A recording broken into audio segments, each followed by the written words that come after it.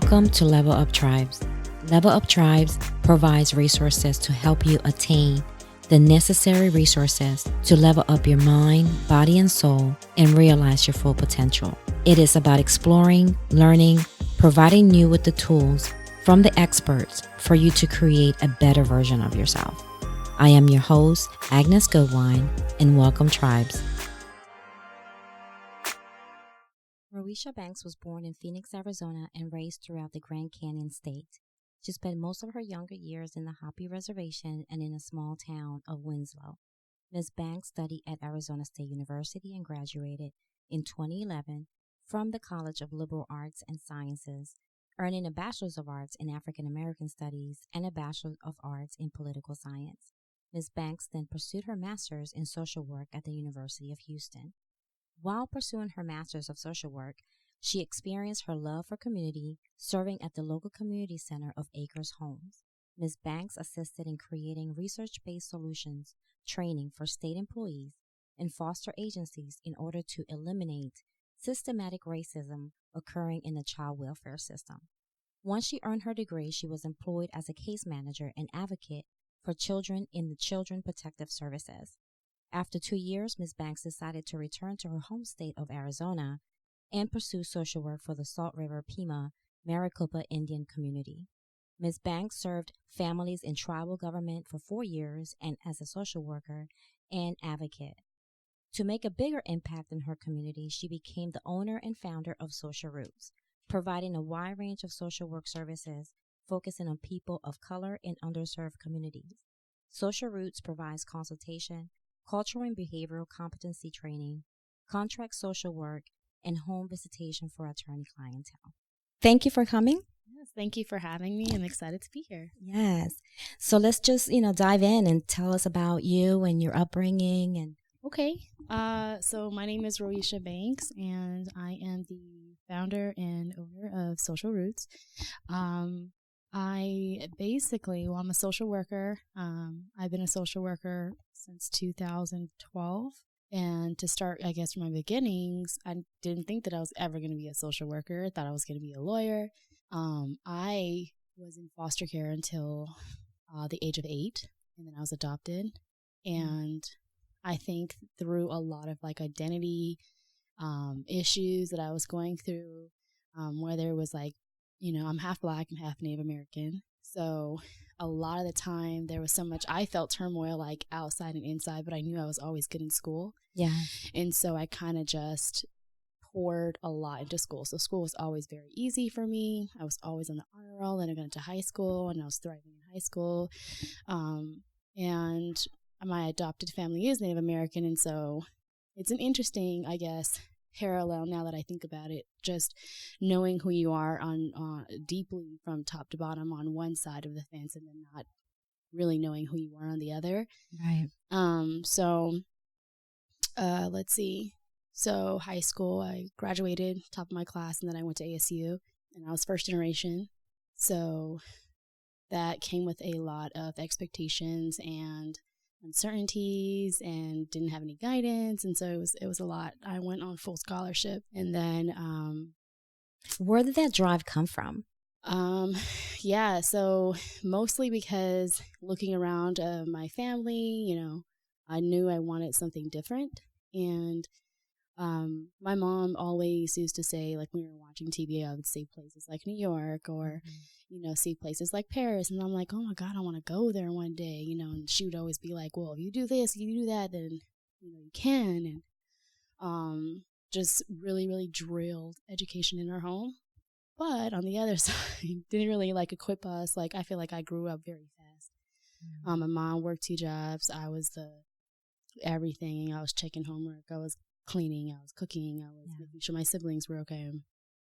So it was actually, I wanted to get out of the house and kind of find who I am. Because that was very difficult. So I went to ASU at 17 on full scholarship. Everything was awesome, and not really knowing why I was there, what my purpose is, what is a major, what am I doing here. So I want to say the end of the first year, going into the second year, sophomore year, I lost all my scholarships. Oh my God. And I was like, okay, I need help, you know. Right. I can't do this alone. Like, I need some guidance. And I call them my godparents now, because I do believe they're sent by God. My best friend's parents literally flew me to Dallas one Christmas and had a conversation with me and was like, you know, we realize like you're out there on your own. You know, Right. thank you for taking care of our daughter, and because we were roommates. Okay. And so they were just like, you know, we really want you to focus and we really need you to finish. And so we'll worry about being your parent and you worry about finishing on time. Right. You know, so that was like my sophomore year. Man, and I think that's all I really needed was to have a support system, because soon after that, like I went from losing my scholarships and about to drop out. I had 3 jobs and I was just like, this is a lot. You know, nobody's helping me. I can't call my parents and say, hey, can you send me $100? I need groceries. Right. Couldn't do any of that. So that moment that they were like, we got it. Oh my gosh. I changed. So I poured myself back into my education because I didn't have to worry about, you know, the basics and the foundation. And so I ended up graduating on time with 2 bachelors. Oh, wow. Yeah, I did a political science and African-American studies. I studied in Ghana for a summer abroad. I mean, I really, really thrived after that. Those needs were met. And and then I was like, you know, that was 2011, and I feel like the economy was just terrible. And so I was Did you excuse me, Yeah. I wanted to go back a little bit. Did you grow up in the reservation? Oh, yeah. So it was a huge, it was a huge impact to you, because you just went from living in the reservation, and I know exactly what that is, to going to a big city in Houston. Yeah. It's funny because it's like, again, as an adult, I can see kind of how, and so when I lived on the reservation, it was, I grew up there. I did 4th grade to like 7th grade. And then when we started getting to high school age, my mom was like, okay, you need a better education. So she moved us to Winslow, which is not that far away. And then, oh my God. So yeah, knowing who you are, knowing culture, knowing tradition, knowing language and all of those things. And then really having a culture shock when I went to ASU and everybody's, you know, white, like you try to find yourself. And that was a part of the reason why it was so difficult to succeed in a predominantly white institution, because you have everybody who's literally been trained for this, like they're 3rd, 4th generation students there. And here you are, 1st generation, trying to figure out who you are in this big campus and what you're doing there. I mean, that in itself was very, very difficult. And then after that, I was like, well, you know, going home is not an option. Like, there's nothing there for me. Like, God bless my family. I love them. But I would disappoint my mother, you know, by returning. So I did everything. And then I moved to Houston and moved to 3rd Ward Houston, which is like the hood, which is like, oh my God, which is so funny because it's the same thing. It's just in a different, like, now you're being put, you know, when I was living there, it was kind of, even when I was living in Ghana, I was just like, oh, I feel at home because like the resources are slim, you know. How long were you there? I was there for like 3-4 months. Okay. What led you there? Study abroad. Okay. Yeah, so I did an internship with which is, I don't even know how I got this. God. I did Those Earth Angels, girl, they're out there. I got a internship at the Constitution Review Commission, helping them write their new constitution, which was super awesome and interesting. But yeah, even then with limited resources, I was like, oh, this is home to me, you know. And then I get back to Houston, and then now I think was in my adult years, and I'm like, okay, I'm starting to learn a little bit more about life and diversity, being around way more Black people. And then just kind of, again, now I'm studying social work at this point and recognizing like there are so many parallels and similarities between, you know, these poverty-stricken communities where, you know, access to alcohol and all of these other things is quick, easy, you know. And then it was just, I was like, oh, this is just a different type of reservation, you know. So it's just more forward, I guess. It's hidden in the reservation. So when you graduated Houston, right? What led you to founding Social Roots? How did Social Roots come about? Was it after college? It was after. So I worked for the state of Texas for about 2 years, and I was doing just like child protective services there. Okay. And I think at that point, it's my first career job after my master's, and just kind of like learning and surviving. And then I decided I needed to move back to Arizona to help my people. That was the reason why I went to school in the first place. Came back.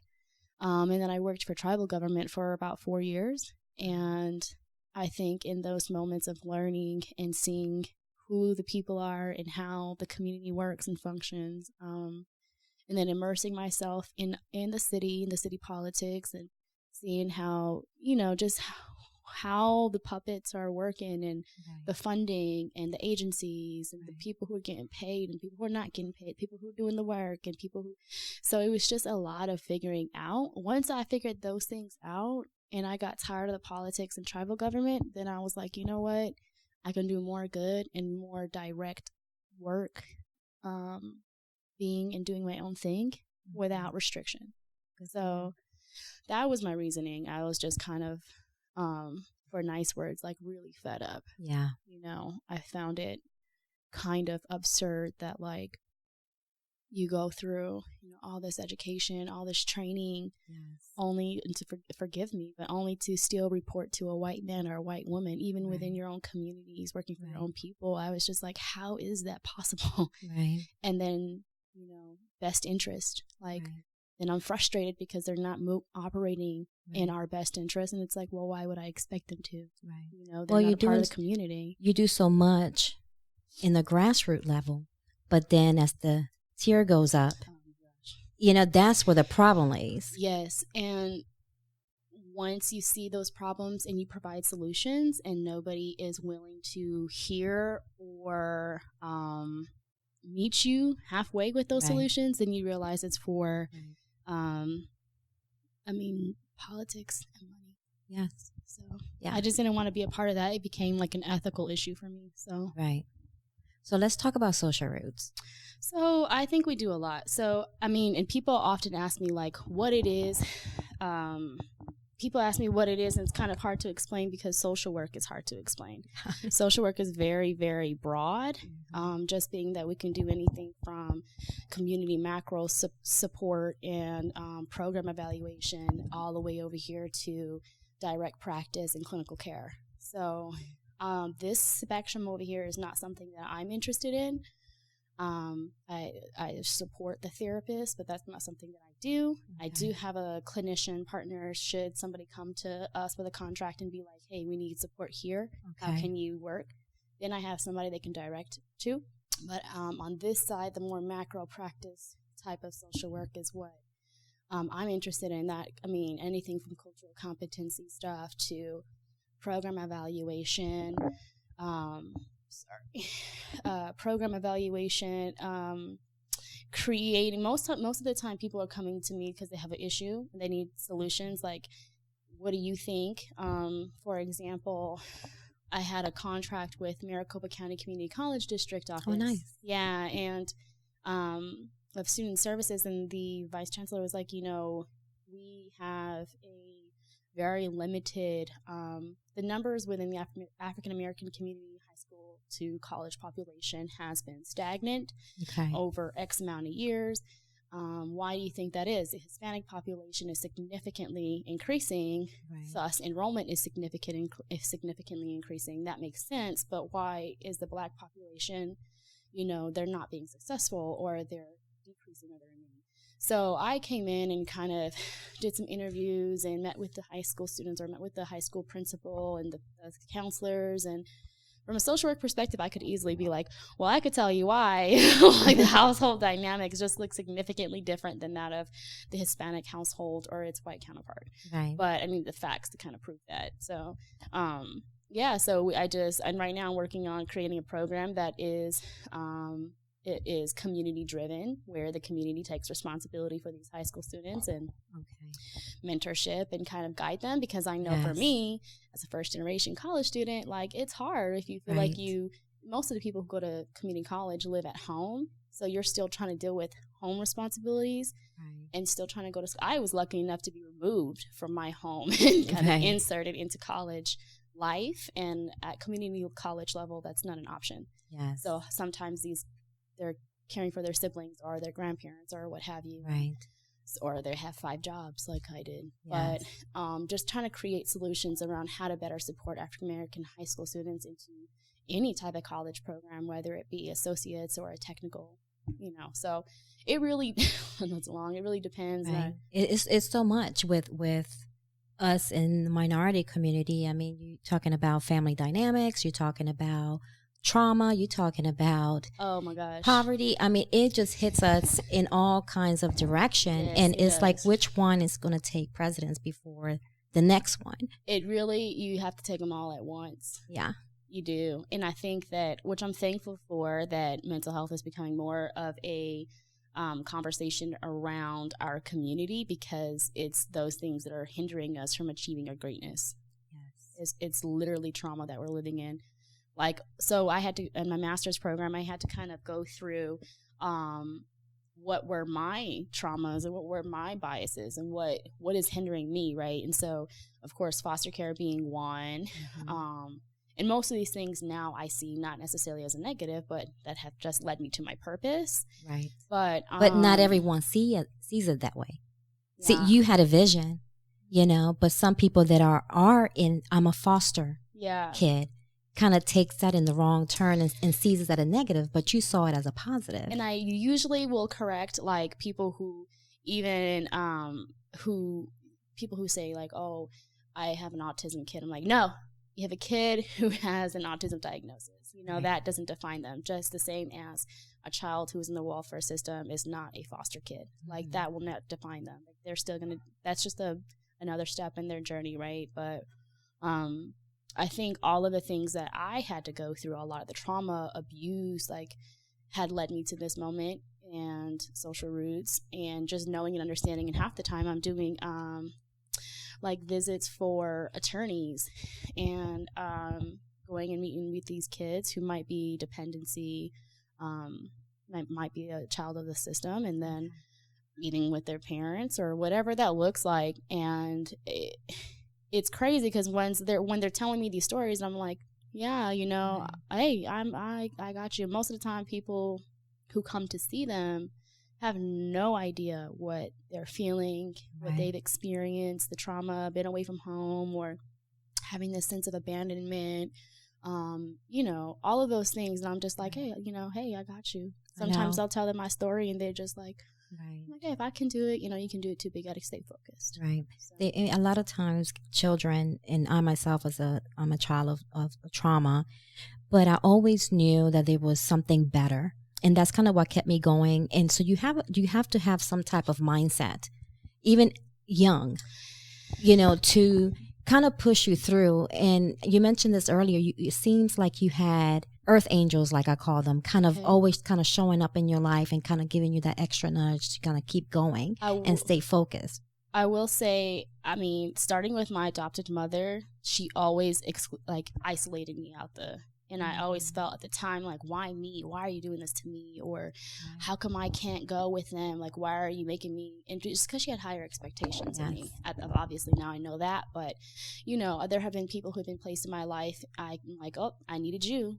My mentor from college, his name's Chris Holland. Like, he's still my mentor to this day. If I have a big decision, I want to hear his opinion on it, and he helped me be successful. And then I have my best friend's parents, who have been nothing but God sent in my life, and then I have another mentor. Like, it's just this people who have kept me grounded in purpose and kept me on track, because I don't think that I live a traditional life. Like, I'm not as, and I don't know if this is a bad thing or a good thing, but there's not much that can derail me from, if it's family, if it's, I'm like, oh, well, get over it. You're going to get on the train or you're not. Like, I got to stay focused. Yeah, it's good for you. So if you had all the resources available to you, what would you do? Like, right now, at this moment, how would you take social roots to that whole next level? Oh, I'm glad you asked. No, well, right now, I'm actually working on a mental health summit. I don't know if you've seen. I did see it. And it's been overwhelming, the support that I have gotten with that. And if I had all that money and the resources, I would have it at a bigger venue and invite more people. And right now we're only guessing to serve about 100 women, but that's a lot. It's a lot. Yeah. But I mean, I've been so blessed along the way. Like, I have 3 doctors, 3 Black women who have agreed to, come and share their valuable time with me for like nothing, you know, and they charge thousands of dollars. Like, they go around the United States and do this stuff. And so, what's the ultimate goal for that event? The ultimate goal is to have, there's going to be HIV testing there. Okay. So good. The ultimate goal is to have all women tested for HIV. So if I can say, and I'm capturing the data as well. Okay. So I'm having pre and post surveys that are being created right now, but to have all 100 women who participate tested for HIV, to have all 100 women who participate enroll in some form of therapeutic services. So at this point, they'll learn that, art therapy is an option, or music therapy. Okay. What is therapy, right? So as long as they have that information, they are now knowledgeable about it. The goal is also to, if those women have children, them babies need to be in therapy too. Exactly. So to expose them to resources, to have to help support, because I've had phone calls where I'm having people ask me things like, oh, my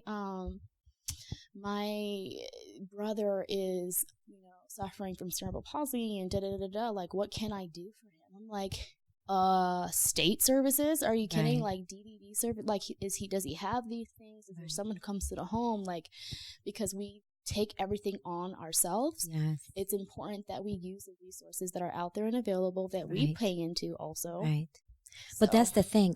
There's a lot of people out there that don't know how to get the resources. That's the point. Is there a 411, directory where people, looking for those type of services out there that they can, research? So my ultimate goal in life with this company, if God sees it as a plan, is to be that resource, to be that community source. Like, people who know me know I'm a social worker. People, like, they'll literally text me or call me or hit my line, hey, what can I, like, if I can become that hub, awesome. Or if my website can become that hub. Yes. But ultimately, if there's a building created that is that hub that they can come and get services for, that would be ideal. Because I think the other point of this summit is that it's going to be facilitated by only qualified medical and behavioral health professionals who are Black women. Okay. Because we're getting rid of that bias that's associated within the medical field, right? So I want Black women to come into this space and feel safe, that they can talk about these things, that can get the information and know that we're being true, right? Because it's always like I don't know, I don't go to the hospital, or I don't know because they don't know, or they're not treating us with a cultural competency diagnosis, or so I want Social Roots to ultimately become that hub to where we can seek guidance and support and services that are culturally competent and safe. Okay. Do you currently have any partnerships from organizations, company that are going to help you with this event to branch out? Yeah. So, and if not, hey, let's try to get them. Right. So like I said, I've been super blessed. Ebony House is one of our biggest sponsors right now, who are coming out to do the HIV testing. They're going to talk about sex ed and all that stuff. I have YWCA, which I sit on the board for. They've agreed to be a partner.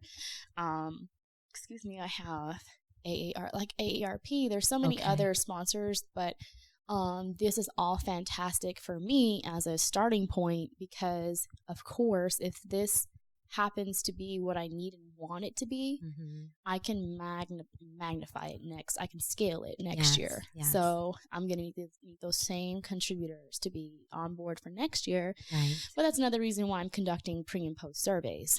So I can be able to say, hey, out of all the people who participated, this is where your money went. Created, 89% of the women who attended tested for HIV, or this is what the numbers look like. Do you want to be a part of it next year? Because we're doing some game changing right now. You know what I'm saying? Are you going to do any intervention and treatment after, just in case some of those people that test are positive? Yeah. So that would be Ebony House, who does the HIV consulting and all of that stuff. So it's a great question, because that would not be something that I'm an expert in or Okay. qualified to do. So they have the qualified professionals on site with their mobile van who will be doing that consulting, and get them services or, whatever that after care looks like, they'll be able to do. Yes. The idea with the women who are facilitating these workshops are qualified, or the women, I'm also going to have like standby social workers who are going to be there for support, because we're going to be talking about a lot of triggering information Okay. that may not sit so well with some women. So they're going to be there to offer support. And the other part of it is that if there are women who say like, wow, like I really like this person and she happens to be a clinician, great. She is her own practice. You can sign up and start therapy with her tomorrow. You know what I mean? Okay. That's the goal, is to expose them, get them information. But at the end of the day, I want you signed up in something, or taking you and your kids into some type of intake and getting help, even if you think that you don't need it. Okay. Because I've always told people, you're not the doctor. If the doctor says you don't need it, then you're good. But don't think that just because you feel great that you don't need it, Okay. So. To go back to the services that you provide under Social Roots, it's your company service through a company, or can an individual reach out to you if they need certain types of service? So what they can do, so I have on my website, I have that, what that looks like. If you go into like the book now kind of area, I have more, whether you're asking for me or you're asking for the clinician, because sometimes I'll have the attorneys go and look, then they're looking for me, right? Like, oh, I'm an attorney with such and such, and I need this from you. Can you? Great, yes, I can help you. When you say that an attorney, you mean when it's a family issue, and then you have to do like family visits and yeah, exactly. Okay, that's more of like the professional side, I guess. Of it. And then. Or sometimes like people will see that I'm connected to the tribal community and they're like, hey, we really need a person who is a part of this community to XYZ, or for example, in November last year, I got a contract to register Native Americans to vote. I know, which was awesome. But see, they know that I'm directly connected to that community, and so they reach to me and say, hey, is this something that you think that you're capable? Absolutely. Like, I love that stuff. I would definitely. So it just depends on what that referral looks like, and then I can better navigate who's more competent or appropriate for that. Okay. Someone that's out there listening, you mentioned about being a social worker is just so much. Yeah. It's very broad. Someone that wants to do this type of work, like what advice would you give someone who's listening and really wants to get into this type of field? Thank you. Yeah, I get this question a lot, actually. It's not easy. It's not. And I think that social work often gets like this, what is that? Oh my God, Precious. And like Mariah Carey's a social worker. You just see burnout. You see like your life is miserable. Why would anybody want to do that? Like social work doesn't have to be that. So what I discovered I knew I was more community based. And so my social work degree is focused around macro work. Community, bigger practice type of concepts. But what I did, which I know that I did now, is I did different types of fields of social work in order to see what I like or what I don't like. So I've dealt with like the juvenile side, I've dealt with the child protective side, I've dealt with the law side, and like I would say try different things until you figure out what that looks like for you, because now I'm back in the community side where I said I wanted to be anyway. And like, that's what I thought I wanted to do, Right. But we're not always afforded those types of opportunities. And to know that like sometimes with nonprofit work and we're all doing the same work kind of thing, but to know that anytime you do good work, I'm not keep it real, that salary is not going to be what you expect or what you deserve it to be. So for me, I love being a social worker, but I tell my mentees and those who I'm speaking to, do something that makes sense. Because what I ultimately did on the side, that makes me happy, I can now get paid for. Right. But it would be great that when this is not doing so well, that I had something more concrete to fall on, whether that means an engineering degree or whether that means working in IT or communicate, like something software development. Like I'm the generation where we were coding with MySpace, and if somebody would have told me like, you're good at this, like this is a whole language, be great at that, I would have done it. I was good at math, but I think that society conditions us to be the fixers, to be the helpers, and then for the white counterparts to be the creators and the owners, and I think that there's just that disconnect. So I am always the first one to say, like, I love what I do, but I also wish that I would have had a degree that made sense in this time that we live in, that would give me what I need financially and stability and all of those great things that they teach us in the American dream is. And then I could do what I love on the side and still be equally happy. Right. So that was my only thing is you can do the work and feel all the great stuff inside, but that doesn't mean anything if you're not making ends meet. Right. So and then now you're struggling and you need services. Right. I know. Well, I was going to ask you, what do you do for yourself, for self-care? Because it is a lot. Yeah. And it does give you, as much as you love what you do, you still have those moments where like, okay, I need a break. What do you do for yourself for self-care? Yeah, so I get this question a lot too, and so for one, I've told myself now the last 3 weeks that I'm not, Sunday is my day.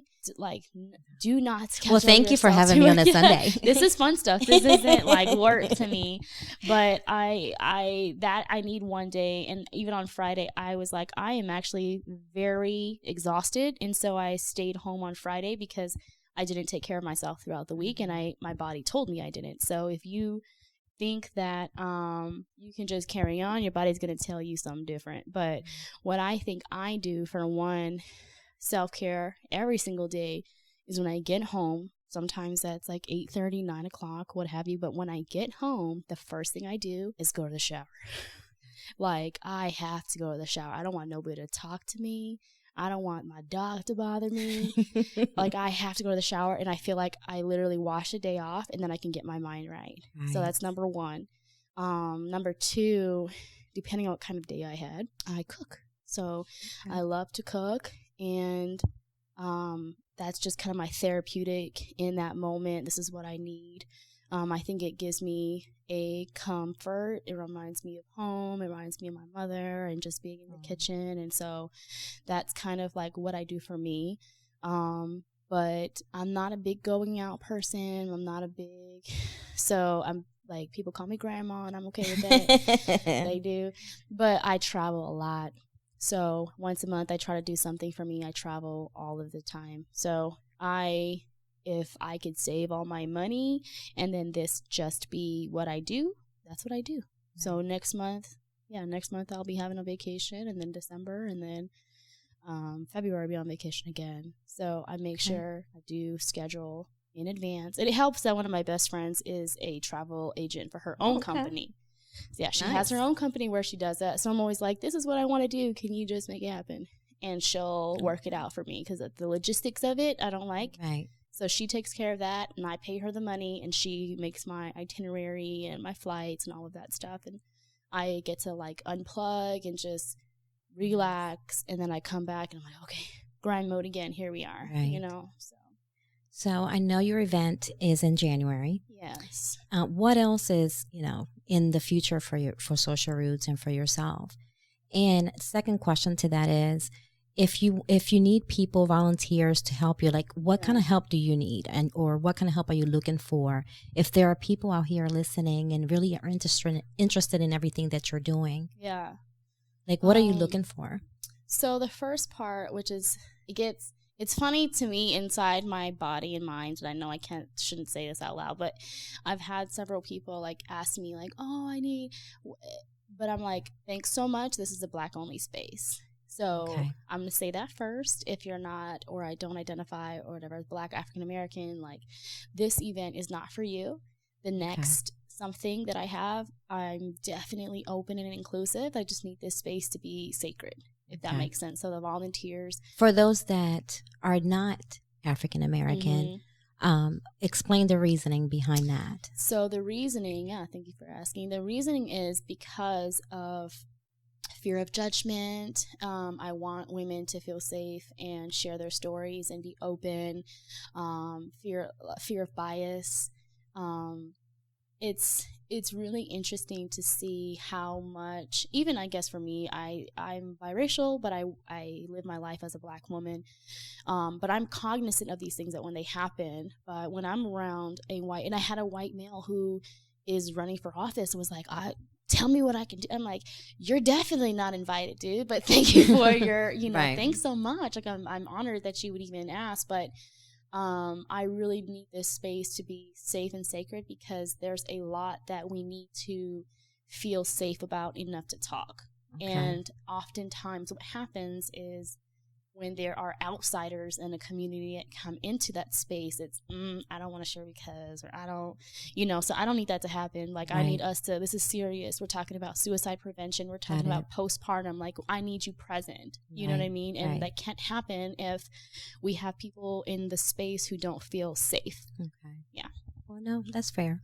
But thank you for explaining. Yeah, but I do have things that I do openly, like community service projects, and I send emails out or I post on social media. I'm like, hey, this is what I'm doing. Y'all want to hop on? Like, right. So I would say if y'all are interested in that and being a part of what I do, just go to my website and sign in, and you'll be in the mailers list. And if I think of something or if I hear a community that is in need, and then I'll share that information. That's awesome. Is there anything else that you would like to add or discuss that perhaps we haven't touched on today? I don't know. I think so. I think that, I will be the first to say even this about starting a business and not knowing or not having the guidance, because that's also a first generation type of issue. We don't have no blueprint, we are literally figuring things out as we go. But I will say that what helped me is utilizing your network and relationship capital. Look around you. Who does have their business? Somebody. Right. Take the moment, take the time to go talk to them and start from ground zero. Okay. And it's literally like humbling yourself. And I tell this to most of everybody who wants this information is like, number one, don't take millionaire advice from broke people. Don't listen to your friend. Well, you need to do this, and you don't even have a business, girl. Why would I be listening to you? Right. It took me, in going, okay, think about it. Who do I know? Oh, he does have a business. She does have. They've been having their own business for years. Let me go talk to them. Yes. And they'll sit with you. And I also tell this to people is that when people give you their time, like, don't let that time be in vain. Like, follow up with them. Say, hey, I did all those 5 things that you told me to do. Yes. Now tell me what else I need to do to elevate or move forward. And they're going to be like, oh shit, she's listening to what I'm doing, okay, now you go and do these 5 things. Awesome. And then you go do them. So nobody told me how to start a business. Like, I researched, I was like, all right, I'll just figure it out. Shoot, I'm a hustle. If I got to get paid, if I got to go wait tables again, like whatever I got to do, but you have to be willing to do the work and you have to be willing to follow through. Yes. So I think that everything that you have said today, it makes sense to me. I hope it makes sense to the people that are listening. I think you're doing amazing work. And I think we're just seeing maybe a little bit of it. Yes. I think it's going to blow up. Thank you. I just see you and you're just like this rising star. I just see it. You have that aura about you. Thank you. And so I think that the January event is actually going to probably bring you more than the level that you think is. I think it's just going to be so many different levels of it. Right. And so I'm pretty sure that event is just going to blow up by itself along with all the other services that you have. I pray. And what is the best way for everyone that's listening to contact you? Is the best way to do Instagram or your website? Or both? Yeah, right. I'm all thinking about it like, people know I love Instagram. I will say that I'm easily Googleable, and I mean that in the most humble way possible. But my information, my direct information is, available if people want to connect with me. And I've had random people, and I'll say that, like, I've had people ask me, like, I was was on a conversation the other day in the car with the woman. She's like, oh, I just heard your name from such and such, and they gave me your number. Like, I need some assistance with what's going on in my home right now and my mom. And so even if it's from a last minute, last resort, who can I connect to? I need help type of situation. Absolutely. Yeah. Website, DMs, whatever, whatever. I'm not really, big on like, oh, it's inappropriate, or, oh, they need to send me an email first. Like, I don't really care. Okay. And I'll plug that on the podcast show notes. Okay. Yeah. So either if it's, and I'm glued to my phone and I know I shouldn't be, but it is kind of my portal between my business, my personal. I have a lot of contracts. I'm constantly needing to like be on my phone anyways. So I'll get back to you as soon as possible. Okay. It's always within probably an hour or so. Right. Well, thank you for having me again. Thank you. That was fun. It's been a pleasure. No, I like this little mic. Looking like Angela Yee for real. Thank you again. Thanks. Thank you for listening. Please visit the website at www.leveluptribes.com, and please subscribe to the podcast and share with your family and friends. Be sure to tune in to our next episode. Catch you all next time, my beloved tribes.